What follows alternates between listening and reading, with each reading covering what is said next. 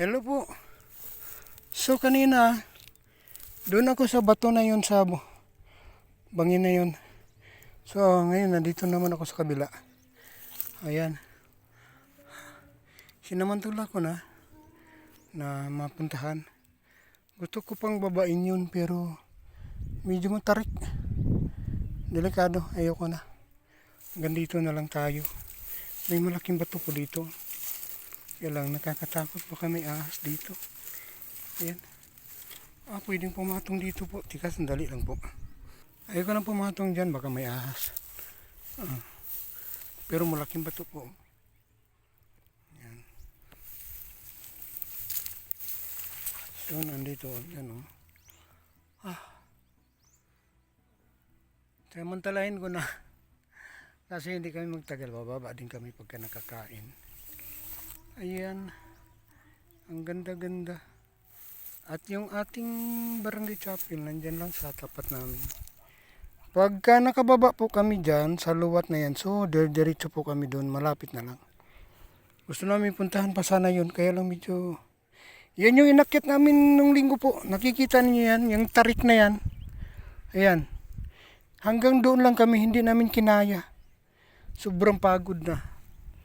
Kaya umatras kami. Bumalik kami doon sa baba. Hindi talaga kaya. Hanggang doon pa lang kami, hingal na. Yan. Yung nguso mo halos aabot na doon sa lupa pag umakyat ka. Sa tarik po niya. No? Pero ito banayad lang naman. Yun. Pero kanina, matarik din. Yung inakyat namin. Kaya lang ngayon, nandito po kami sa taas. Madali kaming maghanap na lugar kung saan yan, yung luwak na yan, yung may nyog, yan, panayad yan, papunta doon. Doon kami nanggaling kanina, yung may bahay na pula po. Bahay po yan ng kapatid natin. Yan. So, samantalahin ko na.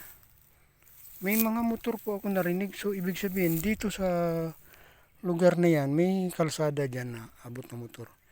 Akala ko, yung mga bulubundukin na yan, walang mga bahay. Pero nasa itaas ng mga bundok, may mga bahay po.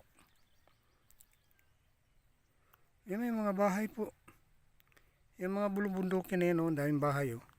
May mga tanim na mga nyog. So, ibig sabihin, may regular talagang naninirahan dyan. Yan. So, sobrang init. Tayo po ay bababa na at baka tayo'y ma-collapse, no, sa sobrang init. Thank you po mga kapatid, no? Salamat po sa inyong patuloy na pagsuporta ng aming mga video. Doon talagang may mga tanim po doon, no? Nakikita ninyo, may tanim talaga siya. May tanim talaga. Tapos doon ang ganda, patag. Patag siya pero nasa ibabaw. Thank you for watching po. Ito pa lang mga dito, pwede pa lang taniman. Sa ibabaw, may mga banayad lang naman na pwedeng taniman talaga katulad yan, banayad lang. Thank you for watching. Maraming salamat po sa inyo.